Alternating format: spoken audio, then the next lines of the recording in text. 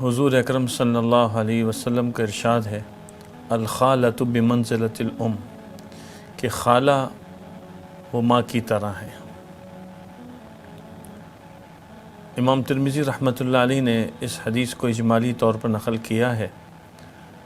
اس کا پس منظر کچھ ایسا ہے کہ آپ صلی اللہ علیہ وسلم عمرہ قضا سے واپس تشریف لا رہے تھے، تو آپ علیہ الصلاۃ والسلام کے پاس حضرت حمزہ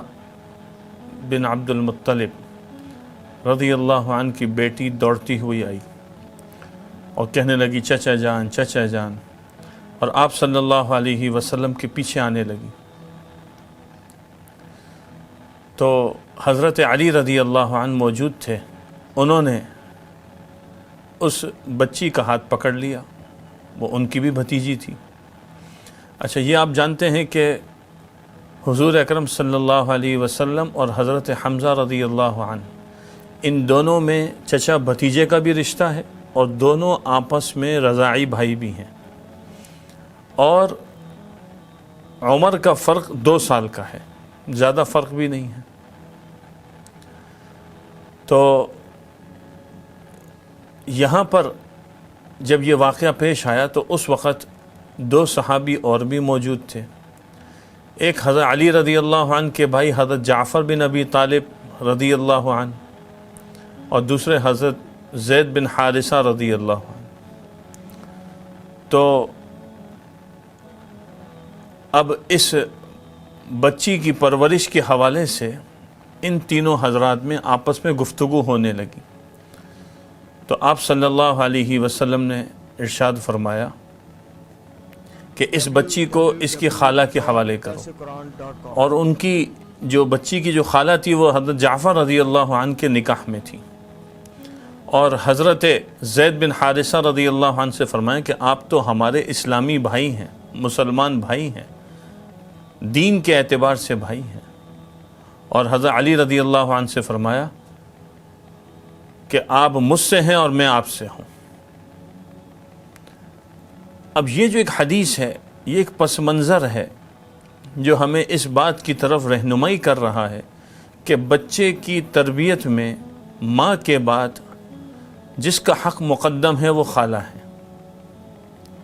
اور پھر اس کی تفصیل فقہ کی کتابوں میں مذکور ہے جو ہم علماء کرام سے پوچھ سکتے ہیں۔ یہاں جو اشارہ کرنا مقصود ہے، جس طرف لانا مقصود ہے، وہ یہ ہے کہ یہ رشتے ناتے یہ ہمارے پاس بہت بڑی نعمت ہیں، یہ دین کی برکت ہے کہ اللہ نے ہمیں رشتے دیے۔ جیسے ایک روایت میں آتا ہے کہ چچا وہ باپ کی طرح ہے، العم کالاب، اسی طرح خالہ یہ ماں کی طرح ہے۔ آج اس دنیا کے اندر ہم ماحول دیکھتے ہیں، لوگوں کو دیکھتے ہیں، رشتے ناتوں میں کتنی کمزوری نظر آتی ہے، ایک دوسرے سے جھگڑے اور ایک دوسرے سے بدگمانیاں اور ایک دوسرے کے متعلق غلط فہمیاں دن بدن بڑھتی جا رہی ہیں، اور وہ سگے بہن بھائی جو کبھی ایک ہی پلیٹ میں کھاتے تھے، ایک ہی بستر پہ سوتے تھے، ایک ہی کمرے میں کھیلتے تھے، ایک ہی ماں سے انہوں نے دودھ پیا، ایک ہی باپ کی تربیت میں رہے، آج ان میں فاصلے بڑھتے چلے گئے، بچوں میں اور بچیوں میں بھی فاصلے ہو گئے۔ یہی بیٹیاں کل کو بڑی ہو جاتی ہیں۔ اب جب یہ فاصلے ہوتے ہیں تو یہ فاصلے صرف ان 2 تک نہیں رہتے، ان کی اولاد تک منتقل ہو جاتے ہیں۔ تو ذرا سوچنے کی بات ہے کہ کیا آج کے بچے اپنی خالہ کو عزت دے رہے ہیں جو ماں کی طرح قرار دی گئی؟ کیا آج کے بچے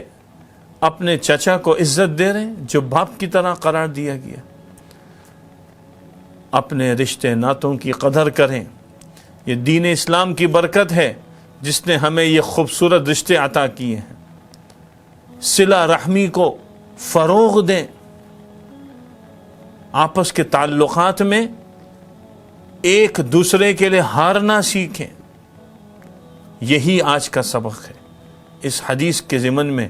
جس پیغام کی طرف متوجہ کرنا وہ یہ ہے کہ اپنے رشتوں کو پہچانیں اور ان کی جو اللہ نے ایک ہمیں نعمت کے طور پہ دیے ہیں قدردانی کریں۔